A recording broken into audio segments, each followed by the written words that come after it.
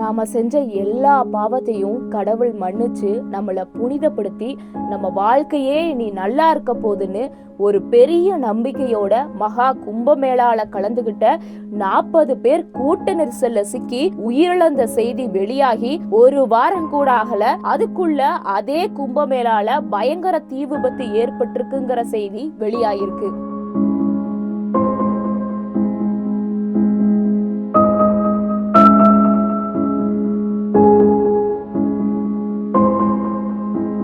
இப்படி கும்பமேளால தொடர்ந்து விபத்துகள் நடக்கிறதுக்கு என்ன காரணம், இதுக்கு யாருதான் பொறுப்பு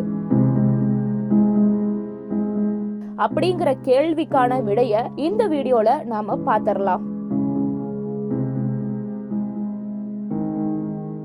பாஜக ஆட்சி செய்யக்கூடிய உத்தரப்பிரதேச மாநிலத்துல பிரயாக்ராஜ்னு ஒரு இடம் இருக்கு. இந்த இடத்துல 3 நதிகள் சங்கமிக்கிறனால அந்த இடத்துலதான் மகா கும்பமேளா நடக்கும். கிட்டத்தட்ட 45 நாள் நடக்கும். 45 நாளா நடக்கக்கூடிய இந்த மகா கும்பமேளா 12 வருஷத்துக்கு ஒரு தடவை நடக்கும். அதனால இந்த மகா கும்பமேளால கலந்துக்கிறதுக்காக பல மாநிலங்கள் வெளிநாடுகள்ல இருந்து கூட பக்தர்கள் கோடிக்கணக்கில் வந்து புனித நீராடிட்டு போவாங்க.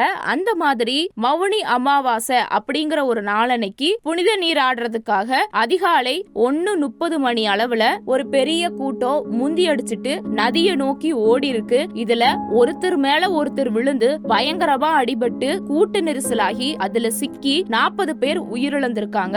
60க்கும் மேற்பட்டோர் காயமடைஞ்சிருக்காங்க. 200க்கும் மேற்பட்டோர் படுகாயமடைந்து மருத்துவமனையில சிகிச்சை பெற்று வந்துட்டு இருக்காங்க. இந்த கோர விபத்து நடந்த உடனே அது சம்பந்தப்பட்ட வீடியோக்கள் எல்லாம் சோசியல் மீடியால வைரலாகி பலருக்கும் சோகத்தை ஏற்படுத்துச்சு.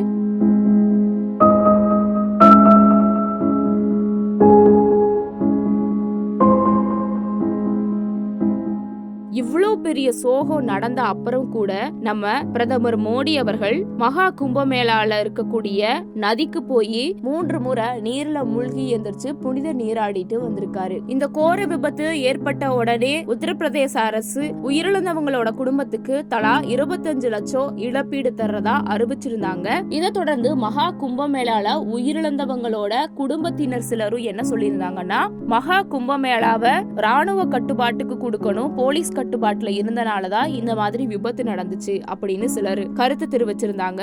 அது மட்டும் இல்லாம எதிர்கட்சியை சேர்ந்த சிலரும் என்ன சொல்றாங்கன்னா, 40 பேருங்கிறது ரொம்ப கம்மியான கவுண்ட், அதுக்கு மேலேயும் உயிரிழந்திருக்கிறதுக்கு வாய்ப்பு இருக்கு பொதுமக்கள் அப்படின்னு சொல்லியிருந்தாங்க. இவ்வளவு நடந்த அப்புறமும் மறுபடியும் அதே கும்பமேளால இன்னைக்கு 18வது செக்டார்ல பயங்கர தீ விபத்து ஏற்பட்டிருக்கு. பல கூடாரங்கள் தீப்பற்றி எரிஞ்சிருக்கு. அதை அணைக்கிறதுக்காக தீயணைப்பு துறையினர் பயங்கரமா போராடிட்டு வந்துட்டு இருக்காங்க. இப்படி தொடர்ந்து மகா கும்பமேளால விபத்துகள் ஏற்படுறதுக்கு என்னதான் காரணம், யாருதான் காரணம்? பொதுவாவே நிறைய காரணங்கள் சொல்லப்பட்டாலுமே குறிப்பா 2 காரணங்கள் தான் எல்லாரும் முன்வைக்கிறாங்க. அது என்னன்னா, கும்பமேளாவை ஆர்கனைஸ் பண்ணக்கூடிய அந்த ஆர்கனைசர்ஸ் தான் காரணம்னு சொல்றாங்க. சிலர் இப்படி கூட யோசிக்கலாம், பல கோடி பேர் வரக்கூடிய இடத்துல 40 பேர் உயிரிழக்கிறதுலாம் ஒரு சாதாரண விஷயம் தானு கூட யோசிக்கலாம். ஆனா இதுல நம்மளுக்கு வர்ற சந்தேகமே என்னன்னா, எப்பயுமே மகா கும்பமேளா மாதிரியான நிகழ்வுகள்ல உயிரிழக்கக்கூடியவங்க யாருன்னா சாமானிய மக்களா தான் இருக்காங்க. இதே இந்த விஐபி பாஸ்ல வந்துட்டு போகக்கூடிய செலிபிரிட்டிஸ்க்கு எதுவுமே ஆகிறது இல்ல. அவங்களுக்கு உரிய பாதுகாப்பை உத்தரப்பிரதேச கவர்மெண்ட் தராங்க. அவங்களுக்கு ஸ்பெஷல் பாதுகாப்பையும் தராங்க. எப்படி பார்த்தாலும் செலிபிரிட்டியோட உயிரும் சாமானிய மக்களோட உயிரும் ஒண்ணுதானே. அப்போ அவங்களுக்கும் சரியான பாதுகாப்பு கொடுக்கணும் தானே. இந்த கும்பமேளாவை நடத்துற உத்தரப்பிரதேச கவர்மெண்ட் 70 பில்லியன் ரூபாய் செலவு பண்றாங்க. அதே அவங்களுக்கு வரக்கூடிய வருமானம் எவ்வளோனா 250 பில்லியன் ரூபாய் வருமானமா வருது. ஆக மொத்தம் இந்த வருமானத்தை கொடுக்கக்கூடியது யாருன்னா நம்மள மாதிரியான சாமானிய மக்கள் தான். ஏன்னா பல கோடி பேர் வரக்கூடிய இடத்துல ஒரு 100 இல்ல அதிகபட்சம் 1000 வரைக்கும் தான் செலிபிரிட்டிஸ் எல்லாம் வந்துட்டு புனித நீராடிட்டு போவாங்க. சோ சாமானிய மக்கள் கொடுக்கக்கூடிய